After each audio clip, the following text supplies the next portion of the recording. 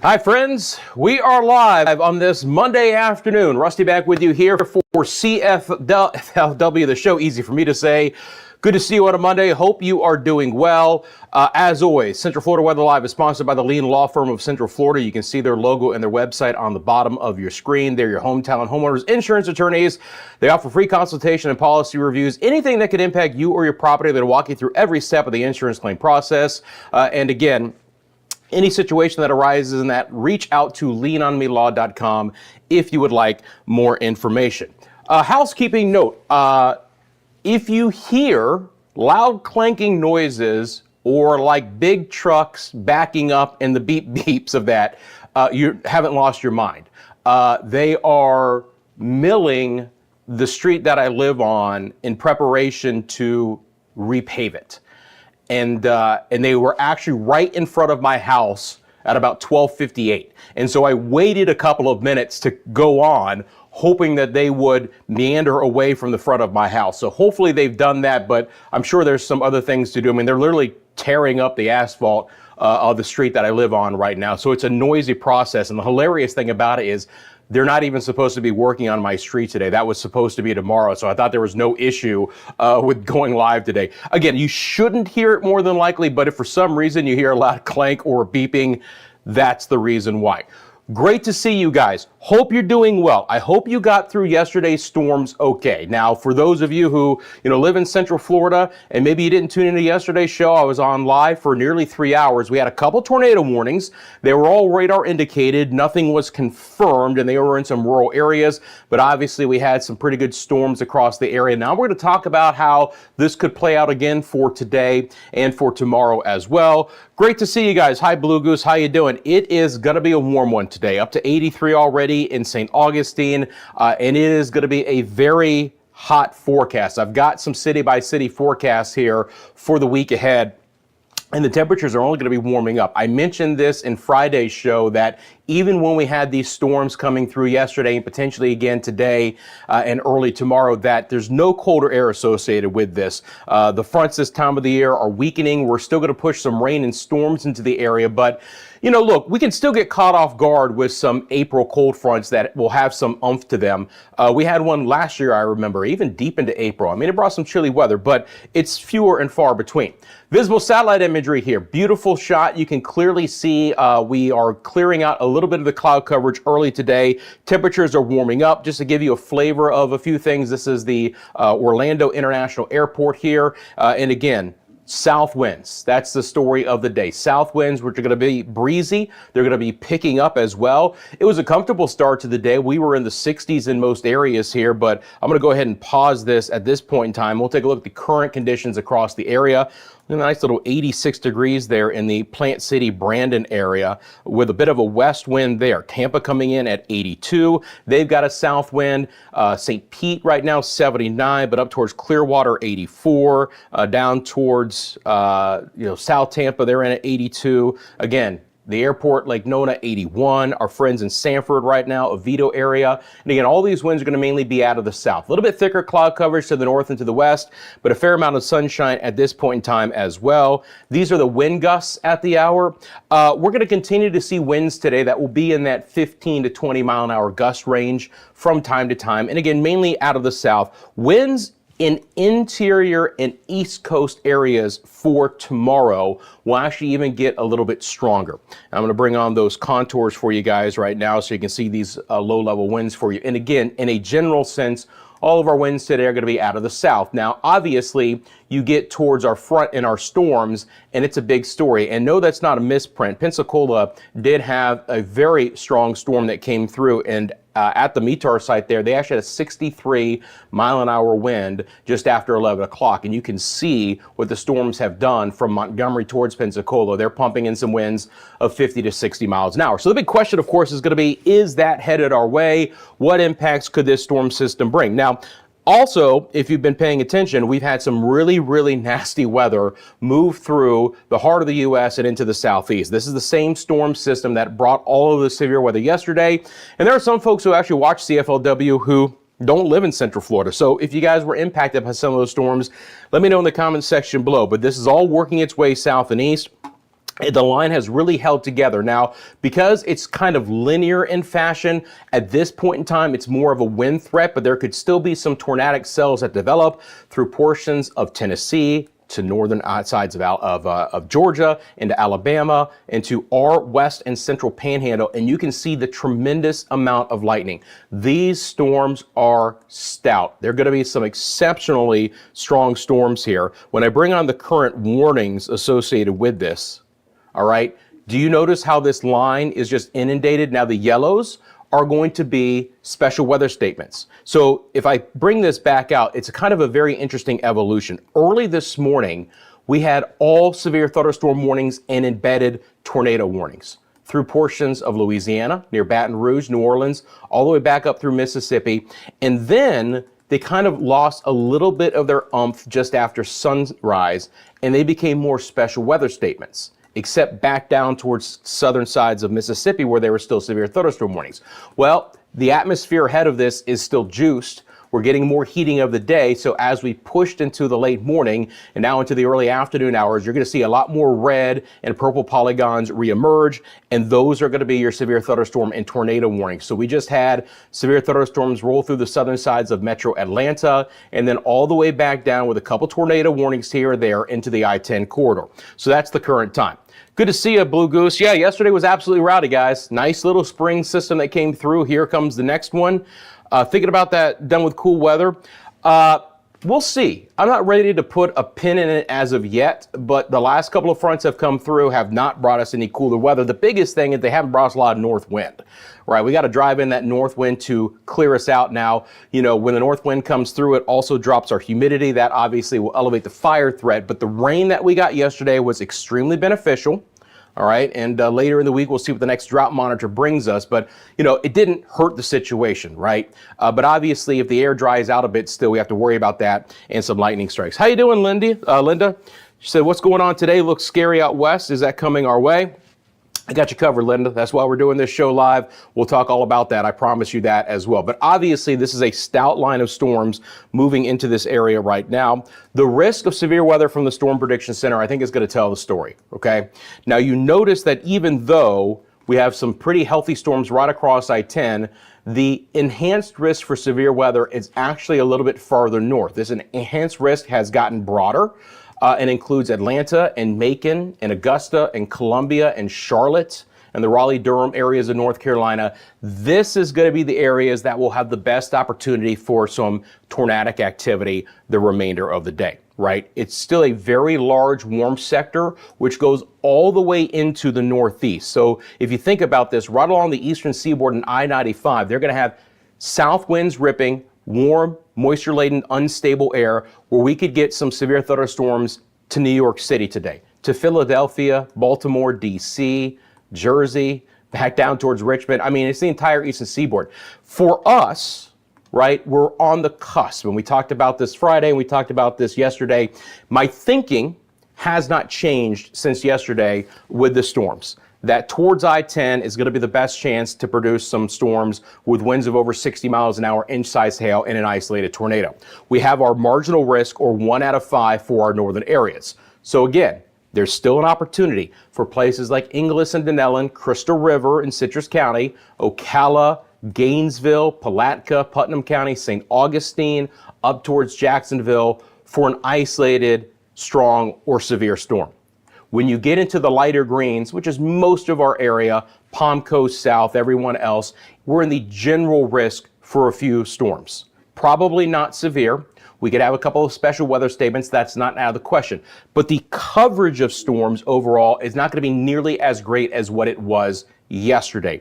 These storms, as they try and get into the area, should be breaking apart and diminishing, partly because they're going to be trying to move in here pretty darn late in the day. But obviously, they are holding together quite well early on this Monday afternoon. Stout line indeed. Wow, nobody called me Lindy in years. Yeah, I didn't mean to. So I hope you're okay with that. Again, hope you guys are doing well on this Monday. Thanks for taking a quick second, liking this live stream, subscribing to Central Florida Weather Live if you have not as of yet. Since you're joining me live, you have a specific question about the forecast, let me know in the comment section below. Just like Blue Goose and Linda, drop on in and say hi. Just let me know where you're viewing from. I appreciate that as well. So the big story here is going to be obviously watching these storms and then some of the weather that we're going to get behind that as well. A couple things we can look at here. I'm going to go over to our enhanced satellite imagery. This is the infrared, right? So you're going to see those higher cloud tops and those oranges and reds, and you can just see there's just a ton of energy with this system.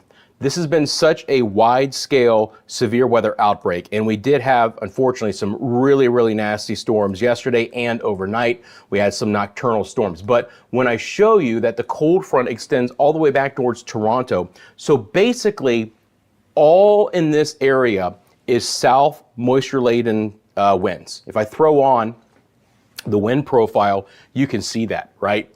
So we're going to get a little bit fortunate that a lot of that energy is going to be kind of moving north and east into the mid-Atlantic rather than pushing more south into the east. There is, you can clearly see some colder air behind it. And where we had severe thunderstorms yesterday, like in St. Louis, they're getting back into some quite cold air. This front is never going to fully make our area though. And although our winds might turn a bit briefly out of the west, I don't think we're going to really have a north wind, and temperatures are actually going to be warming up behind this in a hurry. We're talking about getting some 90s to return in a couple of spots. Farrah, how you doing? Beautiful day in Ormond. Yeah, absolutely. We've got some nice weather. As a matter of fact, because Farrah mentioned it, and I appreciate doing so, let's take a look at our cameras. We'll start off with the Conway cam for today. There is that lovely weather. Again, gorgeous shot from Lake Conway in the downtown Orlando area, just south and east of downtown. We are looking east, just a few fair weather clouds at the hour, a little bit of a breeze there. And again, we'll have some winds 10 to 15 miles an hour, some higher gusts from time to time, but we're looking pretty darn good there. This is the live look to Winter Garden. Now in this camera, we're on the western side of Orange County, and we're actually looking back towards the west. You can clearly see mainly sunny skies here. If you look towards the horizon, and I'll take myself off camera, you can see the beginnings of that system trying to get into the area. The farther west that you live, closer to the immediate west coast, you're going to see that deck of lower clouds into the eastern Gulf of Mexico, and that's what's headed our way, right there, right? So, you know, eventually we're going to pull in more cloud coverage, if nothing else, but the opportunity for a few showers and storms. Should be a lovely day in Lake Monte Vista as well. Live look outside to our camera there. And again, a few fair weather clouds there. Not much of a breeze, a little bit there in the park across the street, but looking pretty good. And again, we have this other camera, and I still need to work on that lens, obviously. I was hoping that with the daylight we get a little bit better shot, but there you go. It's also from Lake Monte Vista, so going to keep an eye out for that. But yes, in the short term, we're looking quite nice outside. The showers, as they try to develop, will occur a little bit later in the day, right? Not going to be completely dry as we move through the remainder of the day. Blue Goose. The Lone Cabbage tornado warning was in effect last evening. Shout out to Leeward, right recreational area, very close to Lone Cabbage. Lovely area on that St. Johns River. Very cool. Excellent. And again, you know, these were all radar indicated. I have not heard as of right now that there was any damage or anything that was actually confirmed. But again, you know, there were a couple of areas that definitely had some tight rotation. It's a pretty solid rotation there just to the west of the Lone Cabbage area, no doubt about it. And we have to keep an eye out for those things. Now today, if they go back to the risk, right? If you guys joined me yesterday, we talked about how this was going to be a high-end tornado possibility. The probability of tornadoes today, as I mentioned, is much farther to the north. There's a little 2% ring here back down to our area. I'm not really concerned about it. The significant tornado risk is actually not there for today. You're not going to see a ring. Now, yesterday there was a huge area for EF2 to EF5 tornadoes. It's not the case for today, thankfully, right? We don't have to deal with that. But again, hail threat for today is about the same areas. It's not as categorically high, but again, maybe some coin-sized hail might try and sneak into our far northern areas. And we'll get into the exact timing of this coming up, I promise you. And the wind threat, again, is going to be much higher farther north. Categorical risk for the wind threat, winds of over 60 miles an hour, it's going to be up into central Georgia and then through the Carolinas. But we could catch the tail end of that and to give us a little bit of an issue. Now, the other thing, and let me guys know if you caught this early in the morning, is we could see a little bit of fog trying to develop for tomorrow as well. So keep that in mind, that as these storms come through, they could produce a little bit of fog in the area. Again, not too concerned about that, but especially for tomorrow morning, we might have some restricted visibility here from time to time. Loading up the advisories across the country right now. It'll take just a second to do so, and we'll take a look at that as well. Let's see here. See if there's any severe watches associated with this that has snuck into Florida. So yes, these are all severe thunderstorm watches in red. And again, I've got this in a loop mode. You can see the evolution of that. So as far east right now as Tallahassee, we do have some severe thunderstorm watches, but you notice that they're starting to get a little bit farther to the north towards Charlotte, which is where we should ultimately have the most active weather. So back over to these advisories, if they'll cooperate and pop up. Here you go. So at this point in time, right, there's no fog advisories for tomorrow morning. Don't be shocked if there's a dense fog advisory here or there. I don't think the visibility is going to be exceptionally low for tomorrow, but it's not out of the question that we could get a little bit of that, and I'll mention that in a second. By the way, there's a tornado warning right now for the Dothan area of southeast Alabama, and again, a tornado warning for the southern sides of metro Atlanta. So it's a serious situation along this line. We're going to be lucky and fortunate that we're not going to catch the main part of that. All right, so let's get into the models and let's get into the forecast. I'm going to bring up the HER model, high resolution rapid refresh, and loop this up. Now, all of our active weather for the early part of the week is going to occur here in the next couple of days. So the HER model will be able to take us out all the way. Oh, let's see here. HER, yes, I would. For some reason, my computer was like, let's try a different model. No, I would like the HER, please. Please cooperate and give me what I want. But you can clearly see that this line holds together all the way into the northeast. This is going to be some active weather today. You're gonna see some headlines about some of the damage, especially by the wind, that this is going to cause for some of the major metropolitan areas, and obviously, power outages will go along with this as well. All right, so here's how this plays out for our area. Let's let it loop one more time, and then I'll pause it, and we'll step by step it for you guys. All right, so this is 5 o'clock. So for the next few hours, I'm not expecting any showers to develop. Could there be an isolated shower in our far southern areas with a south wind? Yes, nothing more than that. As these storms push into the early evening hours, farther south and east, you will clearly see that they begin to break apart. The interesting thing about it is kind of just like yesterday, we're going to have kind of a diffuse sea breeze that could develop and try and promote a couple of showers and storms ahead of the main line. Now, the HER model favors I-4 east, so places like Volusia and Brevard counties, the eastern side of Orange, and Osceola. Notice that it's relatively isolated for today. Some of those storms could be a little bit on the stronger side. Again, in this area, we are technically not under a risk for severe storms, but you can see that the HER model does bring in some pretty good, healthy looking showers and storms. And again, we'll take the rain. Anything Mother Nature wants to give us, we will absolutely take that rain.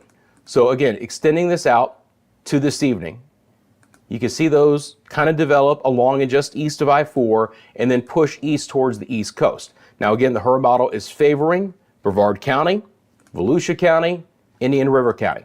Up north, as the main line tries to kind of work its way in, it just kind of starts to fall apart. So we'll see if it can hold together long enough to actually get some storms into the northern areas where that marginal risk is. If you notice on the HER model, it doesn't really do it. Now behind this, tomorrow morning, there'll still be some moisture left over. We could still get another round of non-severe showers in an isolated storm for your Tuesday morning. To go along with that, I expect skies to be relatively cloudy. I expect the ceiling to be low, meaning that we could have some fog developing with this. This is all kind of goes hand in hand.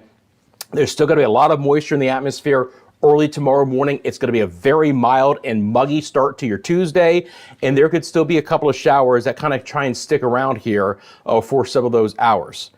Go back, bring this back. And no, this is not April Fool's, I promise you.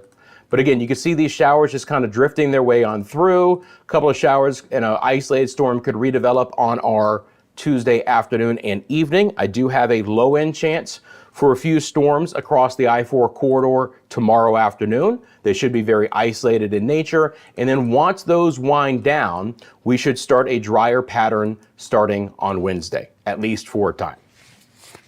Hi, Fiona. How you doing? I love the rain too, man. We desperately need it. Again, we are still in a drought in most areas of Central Florida. So you get the idea that, you know, for the remainder of today and then for tomorrow, we're not going to have the widespread line of storms marching across the area. It is going to be more localized. Some of those could still be on the stronger side, right? But hopefully, if nothing else, between now and tomorrow evening, we get more beneficial rain. That's what we really still desperately need. But I can't rule out a few stronger storms. That was the HRRR model. This is going to be the NAM 3-kilometer model. This is also a high resolution model. So we'll see what the differences are with that. Yeah, Blue Goose, you got 0.22 yesterday. That's not bad. 1/4 of an inch. You had to drive in that fog this morning, Linda? Yeah, we'll take a look at the model too as the fog probability for tomorrow, but it's going to go hand in hand with the opportunity for some rain. It's just going to be kind of a gray start to the day with some low clouds in there. Now, this is the NAM model. Again, this evening, you can see as well that the NAM does develop some showers right along the immediate Brevard County coast. They're not as far inland as what the HRRR had, but there's kind of that localized opportunity later today. And then as far as the main line goes, again, it really does kind of fall apart this rain fairly quickly.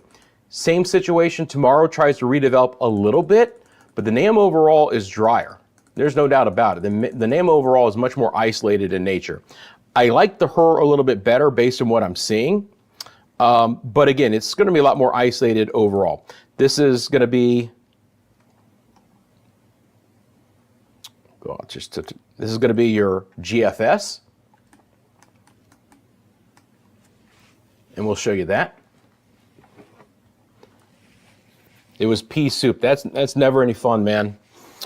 When I worked television and I had to go in early in the morning, man, there were times where I would just be driving, you know, luckily it was so early in the morning that there weren't many people on the road, and I'm glad because you couldn't see much. It's never any fun, especially, you know, getting the kids out to school and, you know, folks trying to get to work on time, and it's tough. So this GFS is not high as the resolution here, but you can see again, it's favoring a couple of showers and storms late this afternoon into the evening, right along our immediate east coast. It also doesn't believe that the main line is going to actually get here. So the HRRR model wants to bring the best chance in. And then for tomorrow, it's pretty dry. I don't think the GFS has a good hold on this. I think there's going to be enough moisture to at least fire off a couple of showers, but I wanted to show you guys the differences in some of the models. Now I'm going to go back over to the HRRR.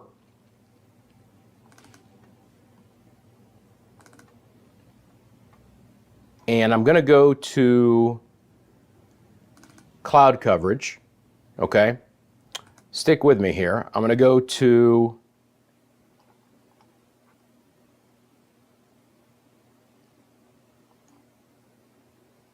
tomorrow morning at 7 a.m., all right? So you can see this is an idea of what the cloud coverage is going to look like. And you can see that there's a lot of thick clouds, especially along the west coast and interior sections, maybe a little bit quieter out east. So I do expect us to start off with a lot of cloud coverage. And then the visibility looks like this. So same model, you know, what does the visibility look like? Okay in Orlando, trying to get a little bit lower here. And again, it's area dependent, but closer to where those thicker clouds are, we could really have some thicker fog across maybe US 19, the far west coast. Tampa area, take a look at that, right? Largo, Indian Shores, Pinellas Park, St. Pete, Tampa, Gibsonton, Ruskin, down towards Bradenton, Holmes Beach.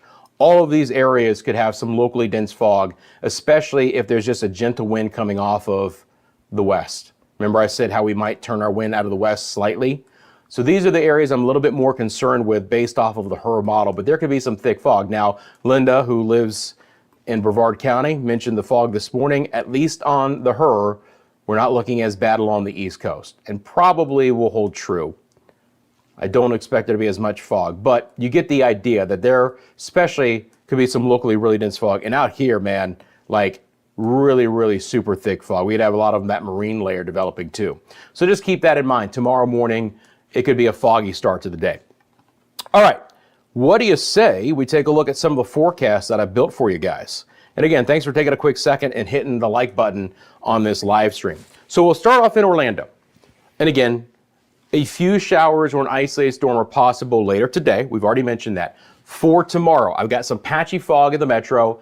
Again, hopefully not significant, but it's a possibility. An isolated storm could develop in the afternoon and evening hours. It's not out of the question, right? 68 the morning low. We're up to 88 for the daytime high. And I realize I need to cinch my belt up a little bit higher. Hey, drop it a couple of pounds. I like it.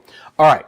After we get rid of whatever rain and storms are out there later tomorrow, here comes the sunshine. Here comes the hot weather. Sunny, breezy south wind Wednesday.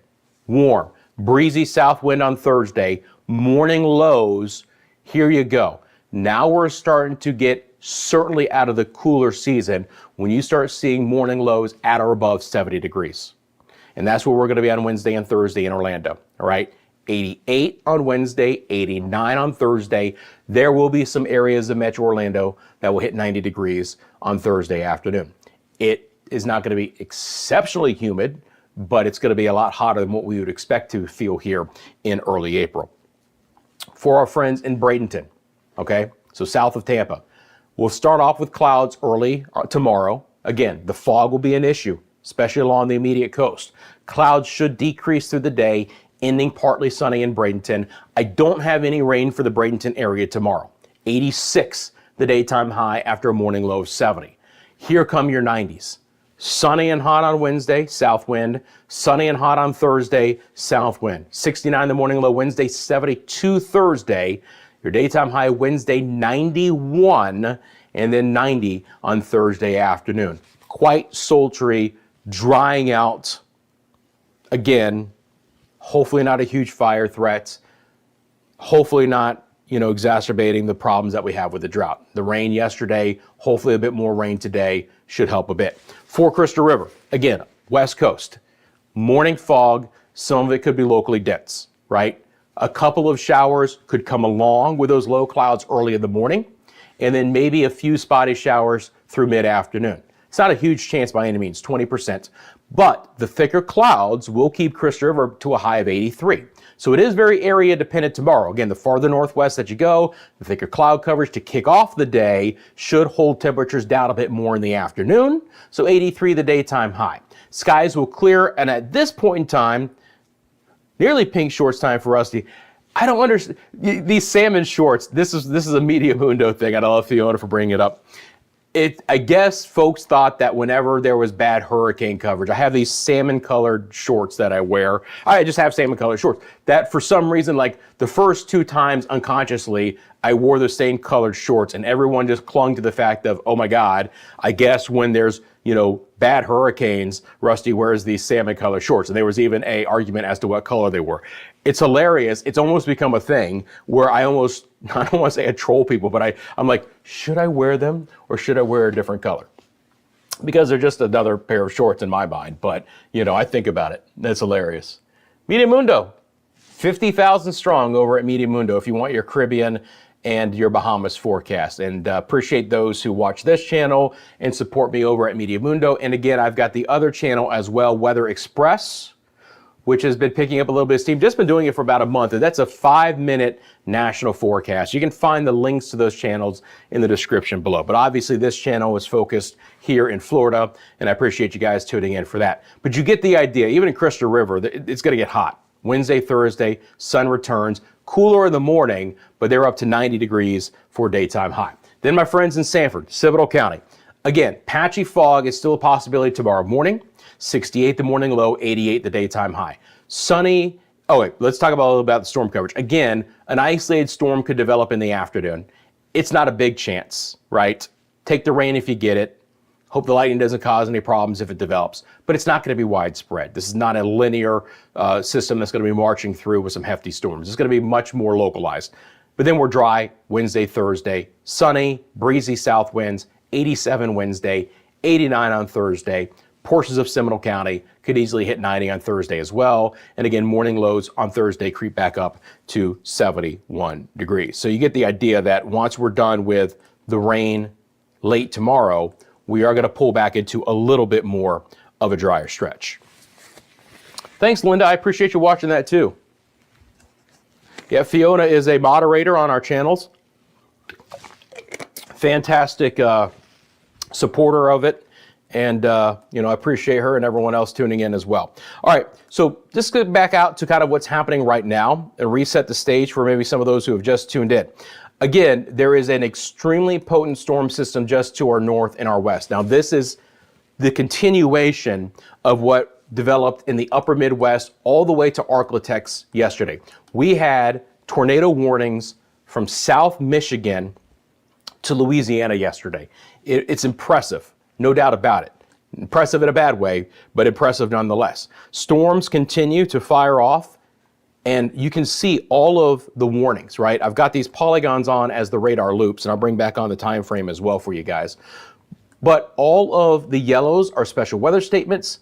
Sorry about that. The yellows are special weather statements. The reds are your severe thunderstorm warnings. Your purple polygons are your tornado warnings. And just as of the last little bit here, we actually had a tornado warning for the southern metro sides of Atlanta. Those purple polygons that you see down towards Peachtree City. We had a tornado warning down towards Dothan, severe thunderstorm warnings for portions of the Florida Panhandle as well. Again, this is a stout line. Now, the evolution of this, the remainder of today, should carry the most potent storms to our north, right? Clearly, we still have some of these storms slipping into the northern Gulf of Mexico/America. I don't want to get into it, but moving into the northern Gulf right now as we move through the remainder of the afternoon hours for us here. These should still fade. This should break apart before it ultimately gets here. I know it's not a great looking scenario at this point in time that we could have another round of really, really strong storms to come through, but it's a different evolution today as well. So when we look at the risk of severe storms out of this for today, and I bring on the categorical risk, that enhanced, which is significant. It's 3 out of 5 on the SBC scale. They don't throw these enhanced around very lightly, guys. And they certainly don't throw around the moderate and the high, the 4 out of 5 and the 5 out of 5 much at all. But the 3 out of 5 is still a widespread area for the Carolinas back down towards Atlanta, but is a sharp decline in the opportunity for severe weather as we get south of I-10. So again, for our northern areas here, Gainesville, St. Augustine, as far south as Ocala and Crystal River, a marginal 1 out of 5 risk. I'm not expecting too much. Generally speaking, we're going to get more localized, non-severe storms to develop, if anything else. Hey, Aaron, how you doing, man? Thanks for tuning in. Appreciate you. Thanks for jumping on board. For those of you who haven't seen this lately, this is the drought situation in our area right now. The browns are abnormally dry, which means we're not in a drought as of yet, but we're darn close. The yellows are a moderate drought. The orange are a severe drought. So 90% of us are in either not abnormally dry or under a drought of some kind. It's only like a sliver of Osceola, Southern Brevard, and Indian River County that is not, but we need the rain. Again, a lot of areas since October have had 50% or less of the amount of rain that we should get. So we need more rain associated with these systems that are coming through. Now, over the next 6 to 10 days, let's take a look at the broad perspective and the temperature and the rain outlook. The colder air is actually returning. There is the opportunity to actually get some pretty decent winter weather systems to come back into the central United States. But the problem with this is that when you take these cold air masses and you slam them against the warm moisture-laden air masses that are developing out of Mexico and pulling up some of the energy from the Gulf, you have these large air masses that are very contrasted, and that is your severe weather risk. When these storm systems slam together like that, coming together. That's exactly what's happened, and this is going to continue to happen. By the way, it's going to get actually exceptionally hot out into the northwest, and we will stay with temperatures that are above normal. Not only in the next couple days where we talked about the 90-degree temperatures, but this is the 6 to 10 day outlook. Again, it doesn't take into account the next 5 days. It's what's happening 6 to 10 days out. We have a higher than normal chance to see temperatures that will remain above average. As far as rain outlook goes, at that same time frame, we could actually be a little bit wetter than average, okay? So starting, towards the weekend, although I don't have a lot of rain for this weekend coming up, but early next week, we could try and get a little bit more rain in the forecast to keep us with a higher chance of getting more rainfall than what we would typically see in the 6 to 10 day time frame. This is what we need, right? If we're going to get hotter than average, we need to try and get more rain in here to temper that wildfire threat before the wet season kicks in, and we're still nowhere near that as well. Oh, you guys can't be talking about the Eagles. Come on now. I'm not going to hate. I'm not going to hate. I would say it was a surprise. Look, if anything, my team, the Buccaneers, have owned them the last couple of years. They pasted them last year in the playoffs, and they pasted them early this year in the regular season. Now, all that counts is how you finish the season, and credit to the Eagles for doing that in the best way possible. But I have to have a little something, right? Tomorrow, the risk of severe storms re-energizes just like that in the plains, right? More enhanced risk for tomorrow, and guess what happens? We're doing it all over again. This is Wednesday. This is Wednesday in the future. I feel like this is the exact same area we just talked about, but I just want to have you guys understand that the weather that in the Central Plains and into the Midwest and eventually pulling into the Southeast will still have impacts for us. So on Friday's show, we'll talk about how this evolution could be coming more to fruit for us to bear, as we get a little bit deeper into April, right? What can these fronts do for us? How are these storms going to impact us? All right. I don't mind it. Every fandom is welcomed here on CFLW. And look, by the way, I mean, like, as a lifelong Bucs fan, how can I complain about what's been happening, the last 5 years, right? Ever since Tom Brady decided to grace his presence and bring us a world championship, and somehow we kind of still kept going. We made the playoffs 5 years in a row. I mean, I think we're one of the very few teams who can boast that, so I'm not going to complain. The NFC North, Linda, with the Packers and the Vikings and the Bears. Is that what you're talking about? The old Norris division of the NFL, which was hilarious, right? Because the Bucs came into existence and like, well, where can we throw these guys? We'll put them in with some North teams. Makes more sense. Now, I mean, like, wouldn't you guys love, I mean, like, I like the NFC South. I like being with the Saints, and I like being with the Panthers and the Falcons, but wouldn't it be kind of cool to have, like, the Jaguars and the Dolphins and the Bucs all in the same division?